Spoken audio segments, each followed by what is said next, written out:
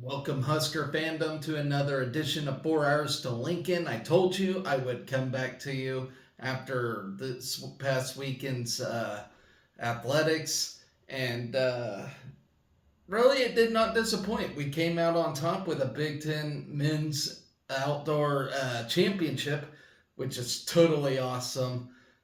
Baseball, after a terrible day one against Indiana, took the series after day 2 and 3 to get the series win there. So that was awesome. They were on the brink of destruction, but gathered and got the wins there.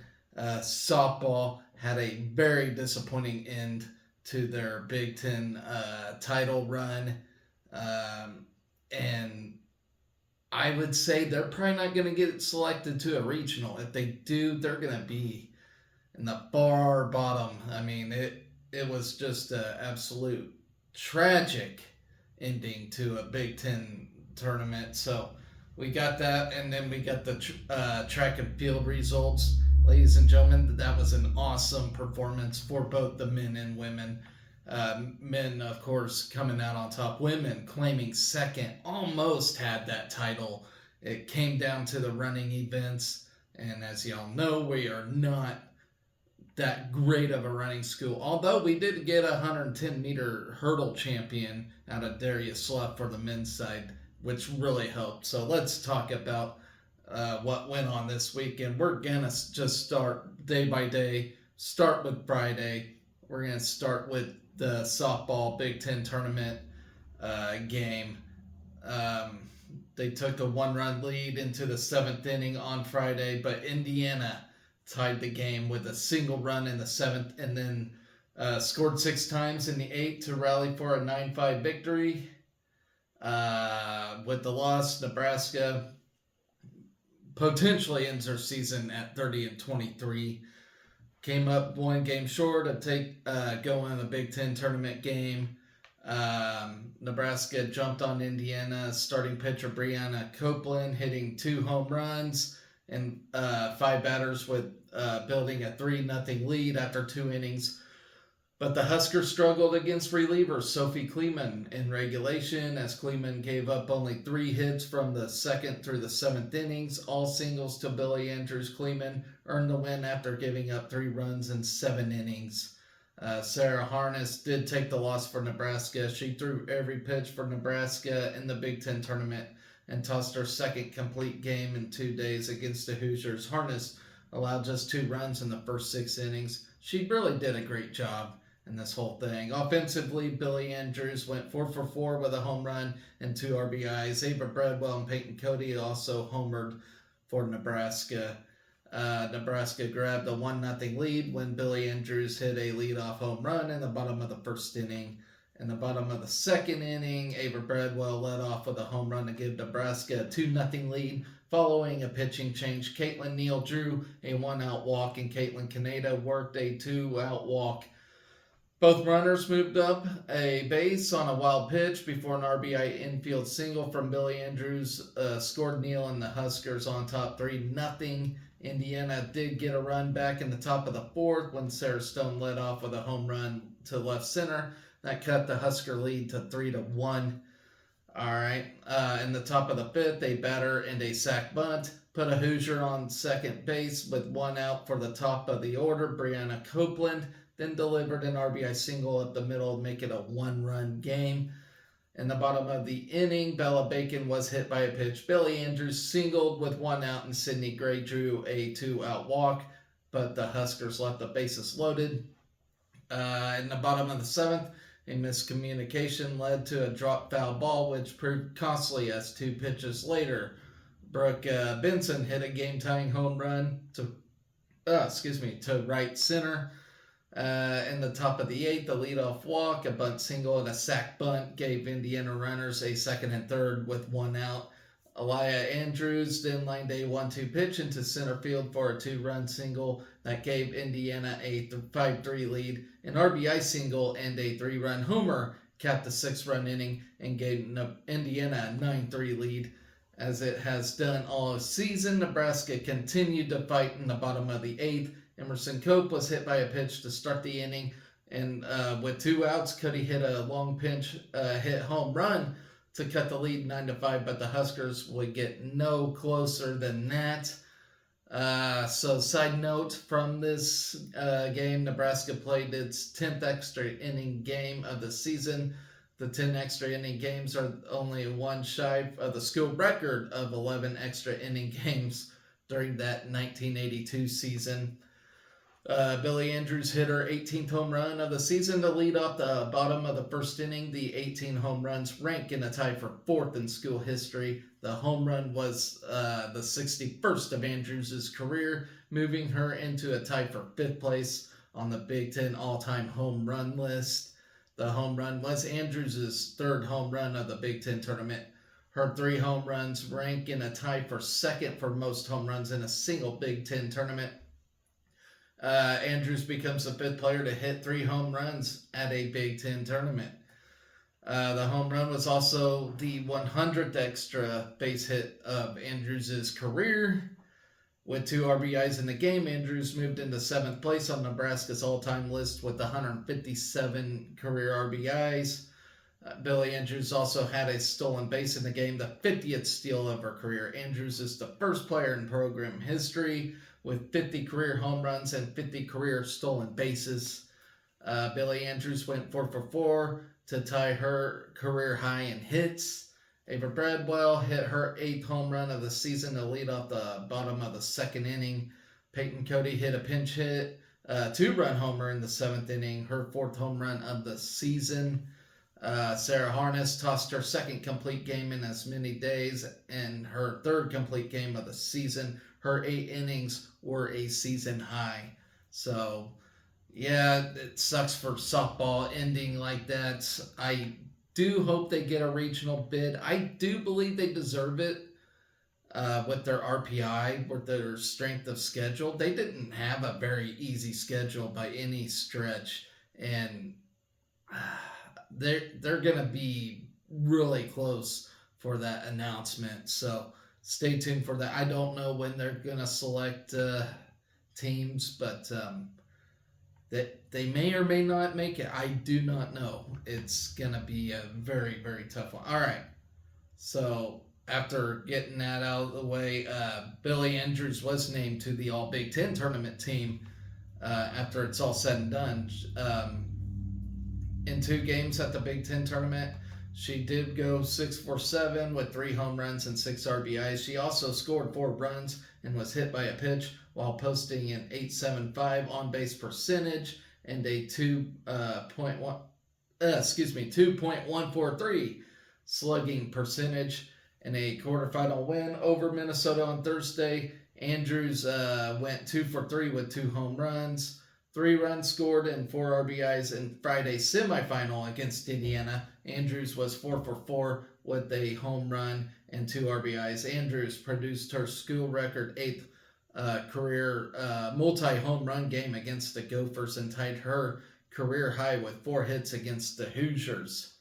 So, after it's all said and done, great job by Billy Andrews for claiming that honor.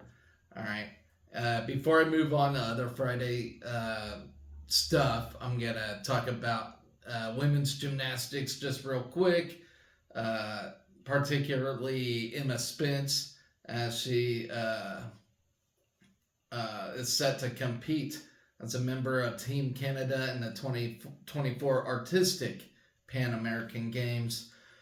Those games will be held on May 23rd through the 25th in Santa Marta, Colombia. Spence earned a spot on the senior team along with Danielle Pedrick, Tegan Shaver, and Sydney Turner. Apparatus preliminaries and all-around competition will take place on Thursday, May 23rd, while apparatus finals will take place on Saturday, May 25th. So congratulations to Emma Spence for taking that honor. Let me see here, guys. All right, before I get to the track and field championships, I want to save the best for last. So I'm going to go through all 3 days of baseball action real quick, and then I'll go through the 3 days of track and field. All right, so starting on Friday, baseball against Indiana. Game 1, terrible finish to this thing. They played a pair of runs in the 8th inning to grab a 5-3 lead before a 7-run rally in the 9th handed the Huskers a 10-5 loss. And I blame this particularly, I can't say that damn word, but to the pitching staff. Childress, every now and then, for some reason, he'll hit the panic button. And anytime some guy makes one little sloppy mistake, he's going to pull him. And sometimes that works, but it hasn't worked all year when we get in that pitching rut. You got to give somebody a chance to gain some momentum. Because most of the time, your first pitch is not going to be your best pitch. I mean, it's just not fathomable, if you're not even expected to play in the game, and then you go out and you totally shit on your first pitch. I mean, you got to gain some momentum, and pulling Brett Sears in that 7th inning was just not what we needed. He needed to close out the game. He allowed some runs, but overall he was having a pretty good game. But anyway, so Nebraska scored 5 runs on 9 hits and 2 errors, while Indiana totaled 10 runs on 11 hits. Josh Caron led the Big Red at the plate, going 2 for 5 with a homer, 3 RBIs, and a run. Dylan Carey was 2 for 4 with a double, while Case Sanderson, Gabe Swanson, Tyler Stone, Josh Overbeek tallied a hit each. Brett Sears dealt 7 strong innings, allowing just 2 runs, 1 earned across 3 hits. The senior struck out 6 Hoosiers without issuing a walk. Jalen Worthley and Bobby Olson teamed up to pitch 1 inning in relief. Cal Perry recorded an out and dropped to 1-2 on the year. Surrendering 3 runs, 2 earned on 3 hits. Kyle Fralick and Casey Dice also made an appearance out of the bullpen, recording 1 out each. And like I said, guys, pulling Brett Sears, was just a terrible mistake. Had we not pulled him, we would have won this game easily. It just, you just want to scream in frustration over that. The Hoosiers jumped out to an early lead with a leadoff solo homer off the bat of Devin Taylor. Indiana capitalized on the Nebraska error in the 4th to double the lead to 2-0. A plunk batter followed by a 1-out fielding error placed runners on 1st and 3rd for the visitors. The Hoosiers plated their 2nd run of the night after Brock Tibbetts lifted a sacrifice fly to the right.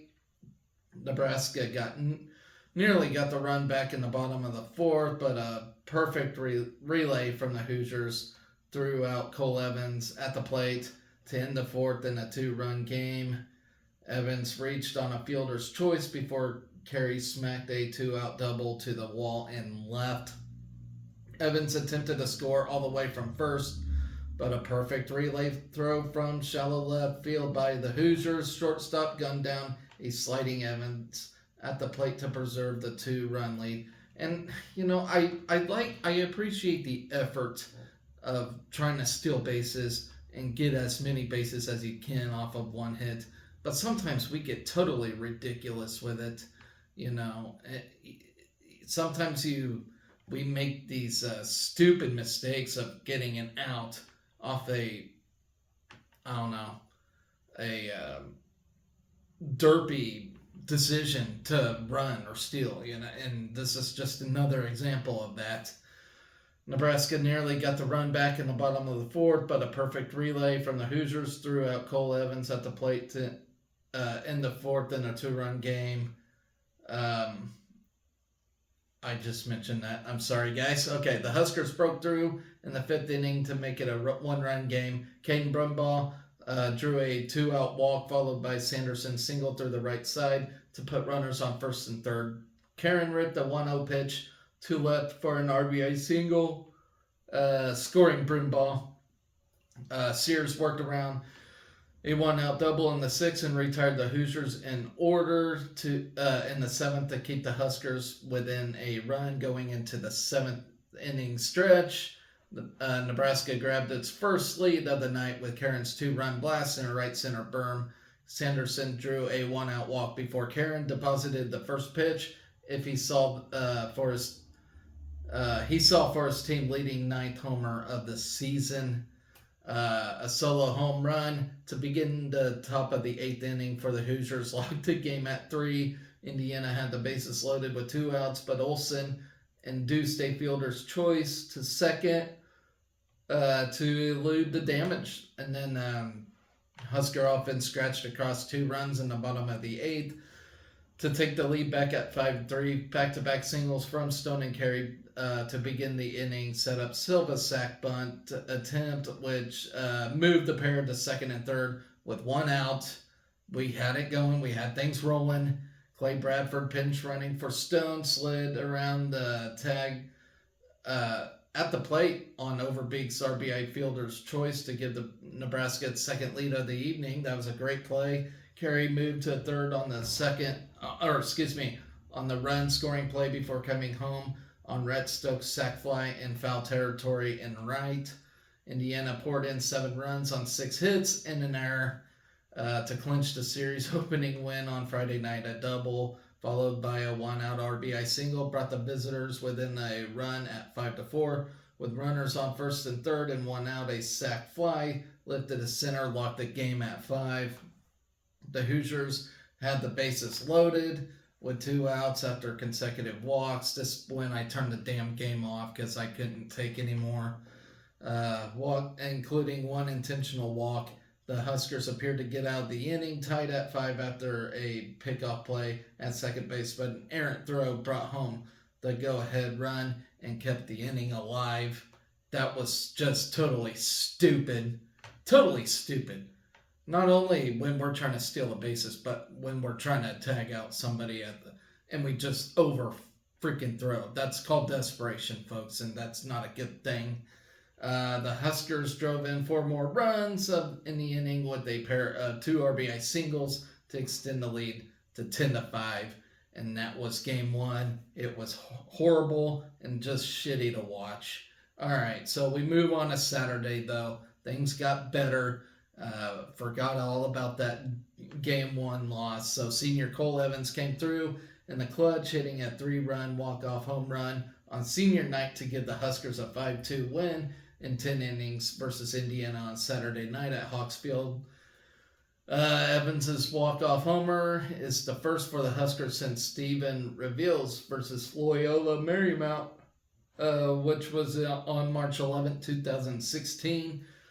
Nebraska scored 5 runs on 7 hits. Indiana had 2 runs on 6 hits. Evans finished 1 for 5, but ended the game with a 3-run homer, his 5th of the season. Tyler Stone, Dylan Carey each launched solo homers for Nebraska. Riley Silva added a pair of hits, while Garrett Englam and Josh Overbeek also recorded a knock each.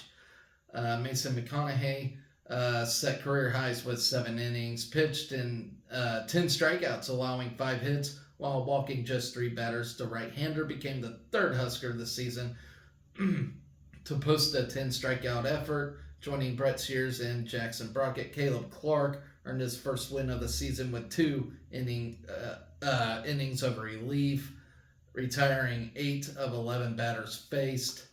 Devin Taylor began play with a leadoff homer for the 2nd consecutive game this weekend to give the Hoosiers a quick 1-0 lead in the first.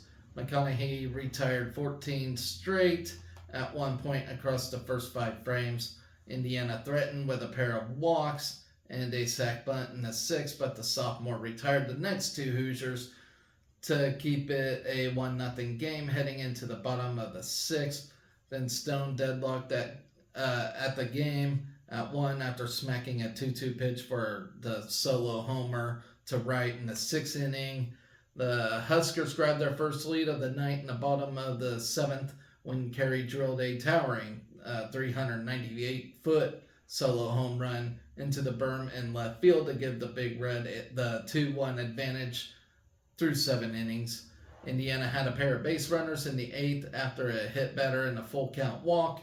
With 1 out, the Hoosiers tied the game at 2 with a first pitch double off the wall in center. Clark replaced McConaughey on the mound with runners on second and third and retired the next two Hoosiers to preserve the tie. All right. Clark worked around a pair of base runners in the 10th to keep Indiana off the board to send the game into the bottom of the 10th, tied at 2 runs apiece. Anglem opened the action by ripping a double down right field line to place the go-ahead run at second with no outs. An intentional walk to Joseph Karen put runners on first and second without an out. Following a pair of strikeouts, the Husker offense was down to its final out.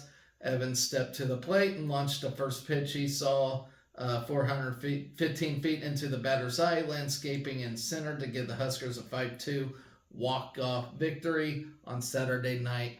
Beautifully done, and that carried the momentum for day 3, which I will talk about. So, here we go. So Nebraska remains alive in the Big Ten title race before and after this game.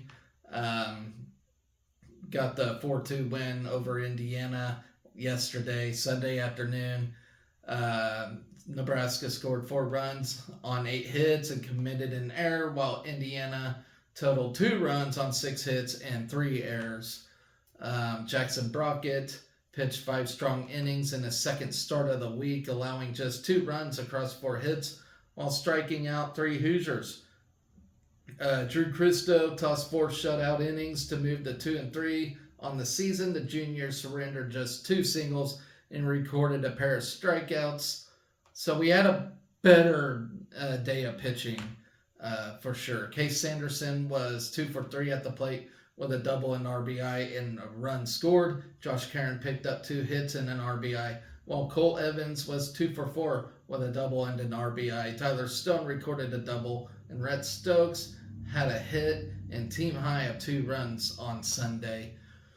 Let's see. Stone began the bottom of the second, drilling a 2-0 pitch off the top of the fence in center for his 8th double of the season. A nifty behind-the-back play from Indiana's pitcher on a fielder's choice, and the next at-bat got Stone out in a rundown between second and third to keep the Huskers off the board. In the second, Brockett worked around a leadoff single in the top of the third, while the Husker offense broke through with 2 runs on a pair of hits and an error to take the 2-0 lead. Stokes reached on a 1-out fielding error and moved to second on a balk for Nebraska. Sanderson broke the scoreless tie with 2 outs, lifting a 1-2 pitch down the left field line for an RBI ground rule double to bring home Stokes from second. An infield single from Karen placed runners on first and third. A wild pitch allowed Sanderson to jog down the third baseline for Nebraska's second run of the inning. Indiana trimmed the deficit in half in the top of the 5th with Jason Oliver's solo homer to left. The Hoosiers locked the game at 2 in the 6th when Tyler Kearney sent a 1-2 pitch into the bottom of the left field for visitors' second solo homer of the afternoon. Christo replaced Brockett on the mound, and he retired the next 3 Hoosiers after giving up a single up the middle to the first batter he faced. Another example, your first pitch is usually not your most perfect pitch. All right, Nebraska capitalized on an error from the Hoosiers in the bottom of the 6th to take the lead back at 3-2. Karen reached on a throwing error from the Indiana pitcher, reaching second base on the play to put a runner on second and with 1 out. The Hoosiers elected to intentionally walk Stone with 2 outs to put runners on first and second with Saturday night's hero and Evans at the plate. Evans made the Hoosiers pay for the second game in a row, lacing a 2-1 pitch into left field for an RBI double, scoring Karen and giving the Huskers a 3-2 advantage through 6 innings. All right, Christo stranded a pair of Hoosiers in the 7th after a 2-out fielding error and a single to center field. Okay. Stokes reached on an infield single and later stole second with 1 out in the bottom of the 7th. Sanderson was plunked on a 1-2 pitch with 2 outs to put runners on first and second for Nebraska. Karen brought home Stokes for second after lining the first pitch he saw to left field for an RBI single to double the Huskers' lead to 4-2. Christo retired the Hoosiers in order in the 8th and 9th innings to clinch the weekend series for the Huskers on Sunday afternoon. And now that leaves us to wrapping up regular season play, where we go to East Lansing, Michigan for a 3-game set at Michigan State. And that'll be from Thursday on through Saturday. So no Friday, Saturday, Sunday game. It'll be a Thursday, Friday, Saturday game for that. So, and it's actually all we got basically for this week. Is the 3 games against Michigan State. And that's really depressing, guys, because this whole athletic season's about over. We only got 1, 2, potentially 3 weeks left of Husker athletics, and then we have the grueling summer where we have to wait till August till we get anything, and that just makes me sad because for one, I don't think I'm gonna do any more of these shows. I don't know. Like I said, you all know I'm having a kid in July, so it kind of depends, because that's a whole new responsibility compared to what I'm doing right now, talking to you guys about Husker athletics. And I hope to keep that going, but we will see how viewership goes on this show. And that's why it's important to hit that subscribe button. Keep me going at this. So, all right. We're going to track now to track and field. We're going to start with Friday and work our way up to the final day of the competition. So, and as y'all know, men are Big Ten champions. Women got second. And man, all is well. What a great track and field season we are having, both indoor and outdoor, really. But outdoor, we are killing it on the men's side. All right. So, day 1, Nebraska track and field earned an event title and broke 2 school records during the opening day. And this was all in Ann Arbor, Michigan this year. Rima Odabor went back-to-back in the women's javelin, bringing in her second straight conference title with a distance of 189.5. The Huskers earned 22 total team points from the women's javelin, with Anika Sarah placing 4th with a 163.2, Murta Kulizik placing 5th with a 161.4, and Emanuela Casati placing 6th with a 156.1. Dash Sermon launched a 265.3 on his final javelin attempt, breaking the school record, claiming the silver medal, and moving up to 3rd in the NCAA this season. Tyler Brown earned the bronze with a distance of 224.11. Henry Zimmerman secured 2nd place in his highest career conference meet finish with a 222.5 in the hammer throw. Seth Schnackenberg made the final in his conference meet debut, going on to place 9th with a 201 even. Halevi Carlson and Kimmy Garabian provided top 8 finishes in the women's hammer throw, placing 6th and 7th in that event. Jessica Gardner cleared 13.4 1/4 in the pole vault to claim 6th. And the first time racing the 200 meters this outdoor season, Garrett Kalin broke the school record with a 2050. The sophomore will open. He did open Sunday's final seeded 2nd. Kavian Kerr placed 11th with a 21.21. And I will talk about Sundays here in a little bit. All right, Abrielle Artley punched her ticket in the 400-meter hurdles final, clocking the 6th fastest prelim time with a 59.35. In the men's 400-meter hurdles, Corey Berg finished 10th with a 52.50. And Joseph Clifford finished 11th with a 52.80. Berlin Schutz, covered the track in 4 minutes, 22 seconds, .66. to earn a spot in the 1500 meter final. Allie Bainbridge and Brenna McQuillan broke the all-time list in the 10,000 meters with a time of 34:27.09. Bainbridge finished 10th and climbed to 6th all-time with a time of 35:14.30. McQuillan placed 16th and moved to 10th all-time in the women's 200 meter. Ariana Walker ran a 24:43 to place 20th, and Barbara D-Baum ran a 24:44 to place 21st. All right, Matthias Algren and Colby Heinrichsen represented Nebraska in the opening day of the decathlon with 2 event wins and 2 personal bests. Algren sits in third. He sat in third with 3,853 points through 5 events. He tied for first in the 100 meter with a 10:67, won the long jump with a 23:10, threw a 39:8 in the shot put, cleared 5:10 3/4 in the high jump, and ran a 50:26 in the 400 meters.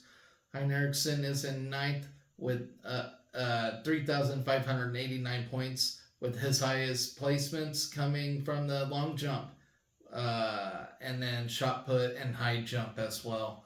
In the heptathlon, Favre Wanjoku posted 3 personal best marks to finish the first day with 3,157 points. She ran a 14:21 in the 100 meter hurdles, jumped 5.5 in the high jump, threw 39.6.5 in the shot put, and ran a 25:10 in the 200 meters. All right. So to end day 1 through 4 events, both men and women were in first after day 1. So we move on to Saturday now. And we added a title along with 7 top 3 finishes on Saturday. Reigning outdoor national champion Axelina Johansson secured the shot put title with a 68. The last 3 times Johansson has competed in a conference championship meet, she brought home the gold. Miney DeClerc and Amelia Flint pitched in top 8 finishes, grabbing 3rd and 7th. The 3 throwers combined for 18 team points in the event.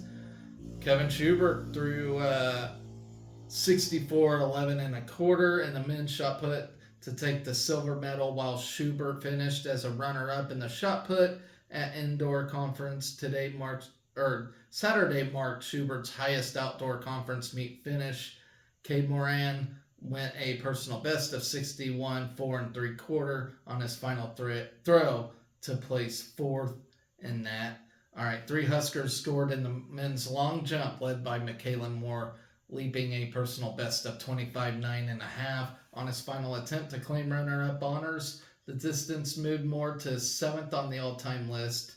Jalen Lloyd has also improved his mark on his final jump, going 21.1 3/4 to finish 4th. Kavian Kerr jumped 24.5 to add 2 team points with a 7th place finish. So good job there. In the high jump, Jenna Rogers secured her 6th top 2 conference meet finish. She cleared at 5:10 1/2 to place 2nd, while Brooklyn Miller tied for 8th with a 5.5. Taya Skelton posted a 10:23.11 in the 3,000 meter steeplechase to claim 3rd, her highest career conference meet finish. In the men's 3,000 meter steeplechase, Sadio Finner placed 15th with a 9:17.33. Nebraska put 3 long jumpers in the women's final, with LaShawna Ives leading the way to finish 3rd. Felicia Williams 6th with 21 3/4, and Ashley McElmurray finished 9th with a 19.6. All right, in the decathlon, Matthias Algren totaled a personal best 7,064 points to place 4th overall. On Saturday, he ran a 14.85 in the 110 meter hurdles, threw a personal best 122.4 in the discus, tied for 2nd in the pole vault with a clearance of 14.9, went 134.8 in the javelin, and ran a personal best of 5:07.56 in the 1,500 meters. Heinrichsen added a top 8 finish, finishing 7th with a 6,949. Saturday, he ran a 15:47 in the 110-meter hurdles, threw a 124.7 in the discus, tied for second in the pole vault with a 14.9, threw 159.1 in the javelin, and ran a 450.49 in the 1500 meters. So them decathlon athletes are just badasses. Okay, Fabio Wanjoku wrapped up the heptathlon in 7th with the 4,911 points. That marked her first time scoring individually at a Big Ten meet, ending Friday with 3,022 points. She added 709 in the long jump with an 18.1 3/4, 449 in the javelin with a personal best of 93.7, and 596 in the 800 meters with a time of 2:37.98. So in the 110-meter hurdle prelims, Darius Love cruised to the top, qualifying time with a 13:35, half a second faster than the next finisher. The senior is the defending Big Ten champion in the 110-meter hurdles. Britton Senior, last year's bronze medalist, clocked a 13:89 in the prelim to add a Husker into Sunday's final. Johanna Ives ran a 13:45 in the 100-meter hurdles prelim to earn her way to the final on Sunday as well.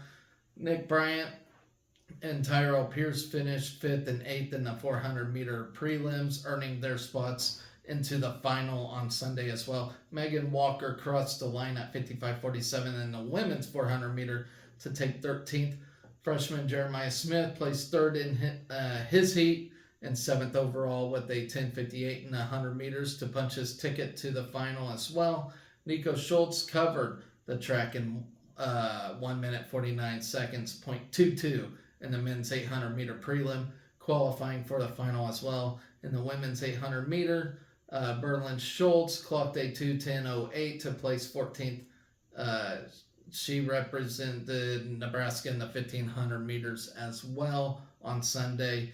In the women's 100-meter, Barbara DeBaum was Nebraska's top finisher, clocking a 12:08 to place 20th. In the team race to end day 2, both men and women were remaining first in this whole track and field meet. So it's kind of disappointing how the women ended up day 3 by finishing second, but that's just the way it goes. Sometimes you just gotta win a run or two, to get that honor. All right, moving on to the final day of the track and field Big Ten Outdoor Championships. Obviously, the men just won it. They're champions, back-to-back champions. Let's see, women finished second as well. Let's see if there's another. So first time back-to-back championships for the men since the 2009-2010 seasons. So that's when we were in the Big 12, final years of the Big 12 actually. But yeah, this was powered by Darius Luff and Tyus Wilson. Okay, the women placed second, earning their highest outdoor finish since 2015. So they're improving. Justin St. Clair's doing a great job with this whole team in general. Tyus Wilson won the high jump, clearing a personal best 7.6. That mark leads the NCAA and moves him to 3rd on the all-time list. Freshman Mason Cooey improved his personal best, jumping 7 feet and a quarter to finish 3rd. And Reed Nelson placed 8th with a height of 6'11". That high jump event was very fun to watch, and just seeing Tyus Wilson do what he did. I can't imagine jumping 7 feet 6 inches anytime, anywhere. I don't think you can scare me enough to jump that high. That was just totally impressive. So then Rihanna Phibbs brought home her first Big Ten title, going a personal best of 43.11 and 3/4 in the triple jump. That moved her up to 8th in school history, while Ashley McElmurray posted the 9th best triple jump mark in school history. She finished runner-up with her 43.10 and a half. Latavia Brown made it 3 Huskers in the top 5 jumping 42.7 to grab 5th place in that. All right, Darius Luff even his lifetime best to earn his 3rd Big Ten title, the time of 13:25 in the 110-meter hurdles, which was so fun to watch. Is 2nd in the NCAA and 6th in the world right now. The senior from Lincoln first ran that time at the Drake Relays, where he broke the school record. Brighton Senior added a top 5 finish, clocking a 13:81 to place 4th. Johanna Ives ran a personal best at 13:42 in the 100-meter hurdles to cross the line at 7th and move to 8th on the all-time list. In the men's triple jump, Nebraska put 3 in the top 6, with Terrell Wilson exploding for a big 53.10 on his 3rd attempt. That mark earned Wilson his highest Big Ten meet finish, moved him to 4th on the all-time list, and put him at 7th in the NCAA so far this season. Michaela Moore added a solid performance, going a personal best of 53.6 to claim bronze to take over the number 5 spot on the all-time list. Jeremiah Charles jumped 51.10 on his first attempt to place 6th. Cade Moran went far on his final discus attempt, hitting a personal best of 196.9 to take silver. The freshman also climbed to 7th all-time with that distance. Brett Schwartz joined Moran in the final, throwing 178.3 to finish 9th. Nebraska combined for 10 points in the women's discus, with Kaylin Meyer launching a 179.1 to place 4th for the 2nd straight year. Amelia Flint added a 5th place finish with a 174.9, and Kellen Kortmeyer finished 8th with a 163.1. This marks Kortmeyer's first conference meet competing in Flint's highest placement at a Big Ten meet. All right, Garrett Caneland broke his own school record in the men's 200-meter final, cruising to a wind-aided 20:33 to take 4th. The sophomore ran the fastest wind legal time in Nebraska history in the prelims with a 20:50. In the women's 400-meter hurdles final, freshman Abrielle Artley earned a crucial team points with a personal best of 58.14. That time made her the 4th fastest finisher and was the 9th fastest in school history. All right, Nico Schultz claimed his highest individual Big Ten meet finish in the 800 meters, running a 148.62 to bring in 3 team points. Berlin Schultz covered the track in 4 minutes 17 seconds, 0.94 in the women's 1500 meters to finish 6th. The freshman from Lincoln was the bronze medalist in the mile at the indoor conference meet. She also holds the school record in the mile.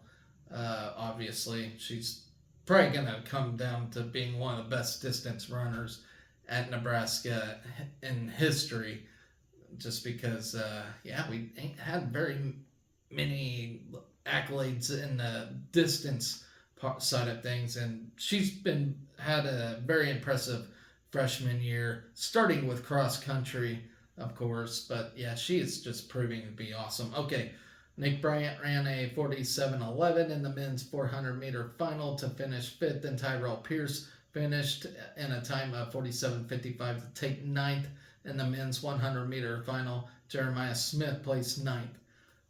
In the women's 5,000 meters, freshman Allie Bainbridge was Nebraska's top finisher, placing 14th with a 16:40.02. Sadio Finner finished 21st in the men's 5,000 meter with a time of 14:49.66.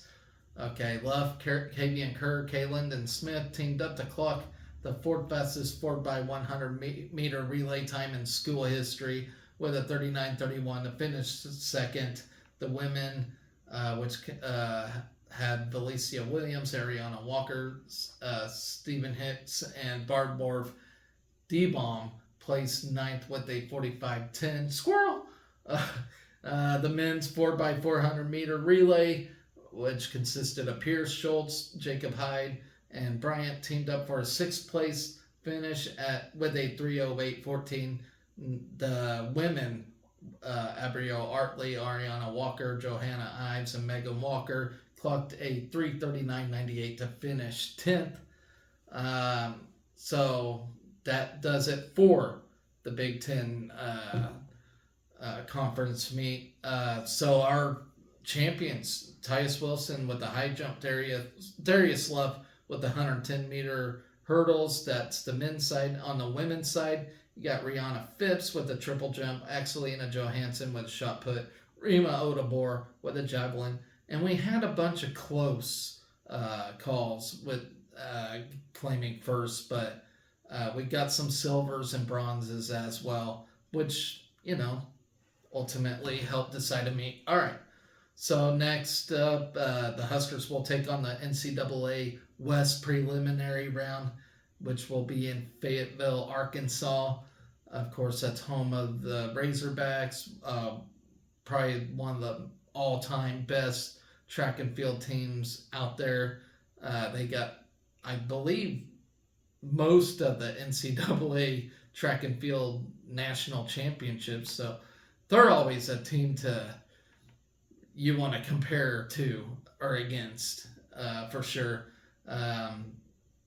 So how this works, athletes in the top 48 of their respective event will qualify for the meet at John McDonnell Field. Additionally, the best 24 relay times advance to the NCAA preliminaries.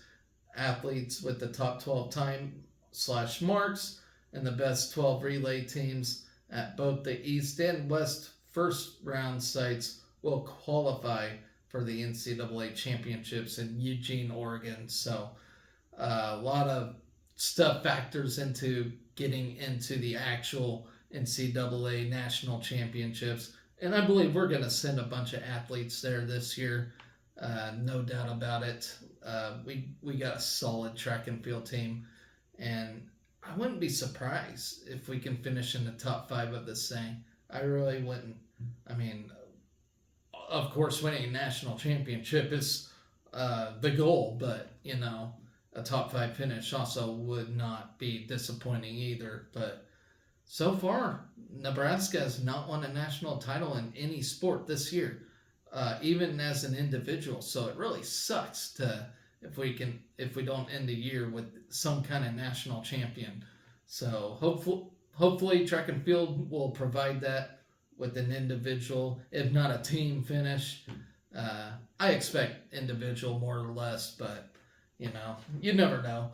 But yeah, guys, frick, I am so bummed because this week we got baseball Thursday, Friday, and Saturday. Then the week after, track and fields, NCAA West preliminaries will take place, and that's also when the Big Ten tournament starts. Is 2 weeks up, but we don't know where we're at in that field yet. So then, additionally, you got the track and field NCAA championships the week after, along with the baseball regional rounds. If not softball either. We don't know softball's fate yet either. So, and then after that, we're done. So it has certainly been a fun athletic season. I really hope we can come out on top with some national champion one way or another, just to get one. It would be great. But numerous conference championships for sure. So far this year, women's soccer got the regular season title. Volleyball's got the Big Ten title. Men's track and field got the outdoor title. And then as singles, Till Steinfort, he got the long jump indoor championship. And then he took a red shirt year for the outdoors.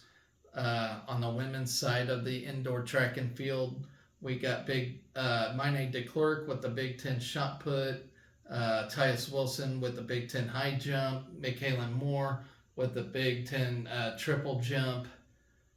And Tyus Wilson is not a woman. I don't know why I listed him in that category. I got to move that. Then wrestling, Ridge Levitt at 149 pounds got Big Ten championship. Calvin Mueller got the men's tennis Big Ten championship singles.